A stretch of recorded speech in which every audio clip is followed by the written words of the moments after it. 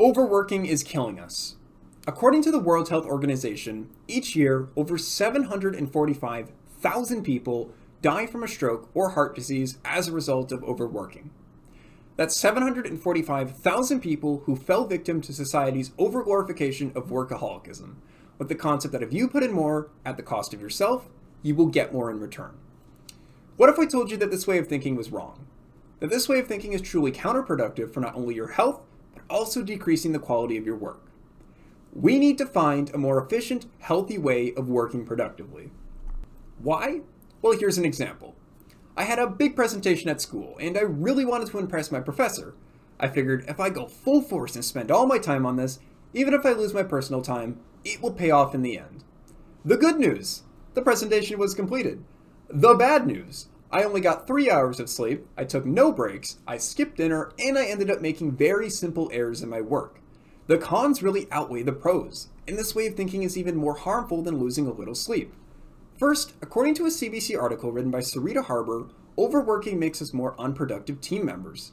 This is a result of becoming overcommitted to the work at hand, which makes it harder for us to split up the work, leading to less collaboration and more disorganization. Furthermore, recent studies suggest that overworking reduces our ability to form creative ideas.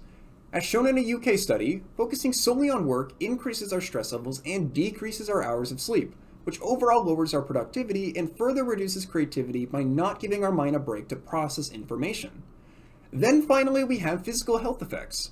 According to a CBC News report on a British study, those who work over 55 hours a week are 33% more likely to experience a stroke and have a 10% increase in the risk of heart attacks. Well, how is this even relevant to us? Well, according to a BBC article by Christine Rowe that analyzed a paper created by the World Health Organization, overworking peaks in the majority of early middle-aged people, and we're already in that general demographic as students new to the workforce. Moreover, the negative health effects of overwork occur over a 10-year lag period.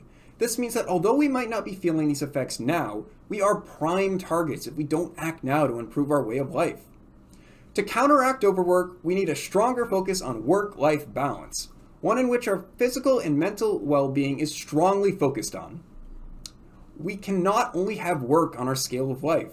We need to tip that scale and balance time more with our personal lives to empower ourselves to do better in work.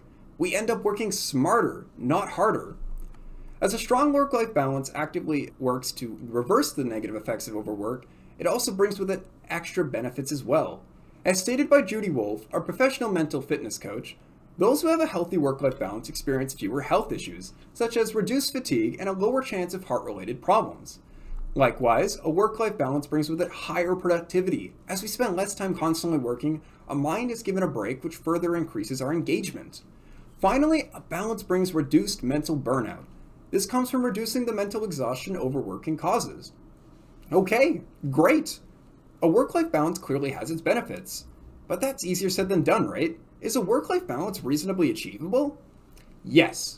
Here are a few strategies that you can implement in your life today to encourage a healthy work-life balance based on how we do our work and how we focus on ourselves. First, try to make a specific schedule to self-regulate how long you spend working.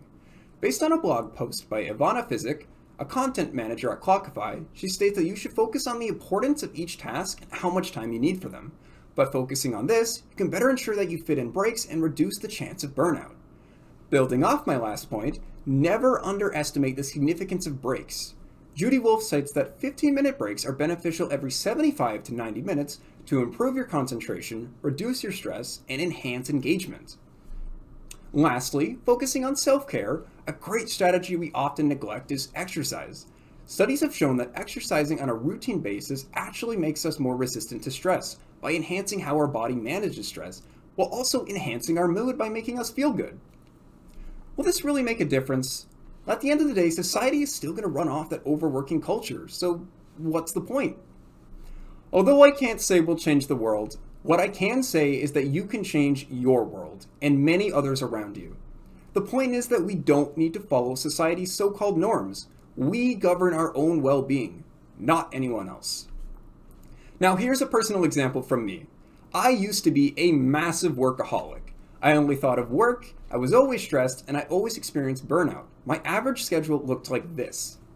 There was no time for a life. I felt like some kind of robot. It wasn't until recently when I was researching this topic that I realized how wrong I was. I wanted to change things because how I was living was not sustainable. Through the tips that I mentioned today, I was able to turn my life around and work in a way that allows me to enjoy a healthy life as well. As a result, my average day schedule now looks like this. It's much more balanced and productive, and I feel good about myself at the end of the day. And now this is where I encourage you all to change your lives today. Change your life for the better and start early to concentrate on yourselves. We are not robots. We are people who should be allowed to enjoy our lives alongside our work. If a work-life balance is something you already promote, great! Let this presentation be a reinforcement and reminder to never stray from your goals. We can all make a difference that benefits both our lives and our work to overall be a positive contribution to society.